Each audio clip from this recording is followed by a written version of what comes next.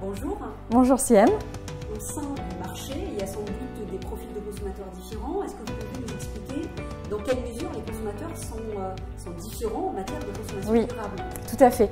Alors, il y a des profils qui sont bien différenciés. Là, c'est vrai qu'on parle de manière assez générale sur le fait que, quand c'est un peu égocentré, c'est bon, on va prendre des décisions éclairées. Et puis, quand on est sur des enjeux plus altruistes, on est beaucoup plus en distance. Mais en fait, ça cache vraiment des profils d'engagement qui sont différents.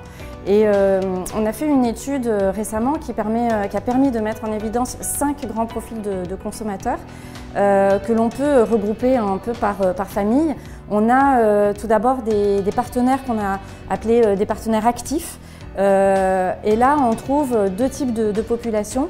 Une population d'idéalistes, des gens qui sont très enthousiastes, qui vont être un peu dans le bling-bling du développement durable, c'est-à-dire qu'ils sont partout, ils veulent tout faire, mais dans les faits, ça ne se concrétise pas forcément.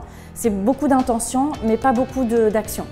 Et puis à côté, on a des contributeurs qui sont beaucoup plus engagés, où eux, on sent une maturité beaucoup plus importante, qui ont déjà commencé en fait, et qui sont beaucoup plus dans le rationnel pour le coup, et beaucoup moins dans de l'émotionnel. Et ces individus-là, ils représentent quand même 26% de la population. Et au total, ces partenaires actifs, c'est 46% de la population. Donc c'est quand même intéressant de s'appuyer sur eux pour amorcer une transition vers des éléments et des pratiques plus durables. Et puis à côté, on a 2 groupes. Donc des acteurs qui sont plus modérés, qui vont être guidés par le plaisir et le porte-monnaie. Ils ne veulent pas faire de concessions sur leur propre plaisir. Alors si en plus, cerise sur le gâteau, on a des produits qui sont développement durable et responsables, eh bien ce sera bonus, mais on ne va pas quand même faire une croix sur son propre plaisir et on va faire attention quand même à son porte-monnaie pour pouvoir s'octroyer d'autres dépenses, comme dans les loisirs par exemple ou le divertissement. Et puis on a les éco-essentiels qui sont eux vraiment drivés par le prix, beaucoup plus que les acteurs modérés. Et ces éco-essentiels, c'est des populations un petit peu plus âgées, un peu plus seniors, qui ont beaucoup de difficultés à changer leurs habitudes parce que c'est compliqué. Je parlais de l'effort tout à l'heure, c'est vraiment un effort qui est demandé pour ces individus-là. Changer de comportement, c'est un effort important. Et donc, eux, ils vont être forcément drivés par le prix et puis par une consommation qui est très standardisée pour eux et très guidée. Et puis les derniers, ce sont les spectateurs un peu indifférents. On voit ça dans toutes nos typologies, qui regardent ça un petit peu de loin et qui ne sont pas pour l'instant prêts à faire la démarche.